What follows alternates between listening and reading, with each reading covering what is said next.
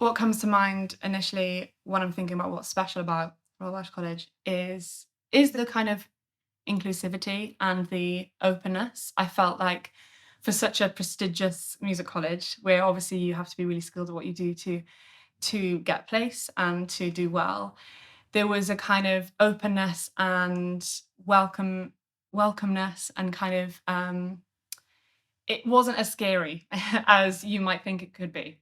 And there was kind of like a willingness to help you progress rather than kind of any kind of strict expectation from the get-go. And I think my experience of being creative and also so many people that I work with experiences that's like actually a space where they flourish. And I think that's what's made it really special to me and still makes it special to me when I'm work with people that I studied with as well. You know, there's a kind of like nostalgia and a warmth about being part of that Welsh College team. I think that is really special.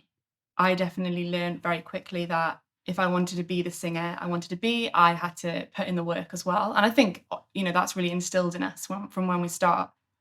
I'm a full-time singer-songwriter artist, so my main job is to sing the songs I write and release them and perform them, which is very much what I learned to do here.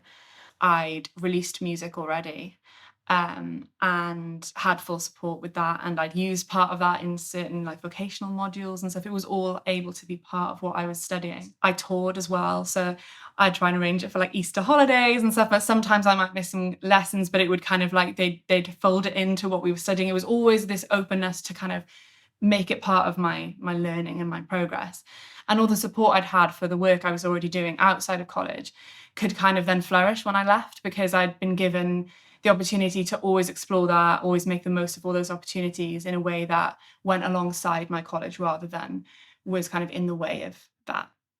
Something I've learned from the music industry business perspective side of things is that there's not that much information out there for independent artists and musicians. They kind of get thrown into deals and stuff that aren't good for their ownership of their music or value the skill they have if it's about getting paid properly or about getting paid royalties properly. All of that kind of side of things I've learned so much about to the point where I now own so much of my music and have full creative control and business control over it so that I can earn more money and have more power over what happens to that music, and therefore what happens to my career really. And I think like I'm very passionate about instilling that into young people. So I'm actually doing a workshop tomorrow in a college in Cwmbran, in a sixth form college, talking to young musicians about all of that aspect of things. So not the instrumentalist side or the vocalist side, but more the business side and how they can kind of have ownership of that. So completely different side of the music world that is obviously really important when you want to have ownership over what you do and be paid what you should be paid.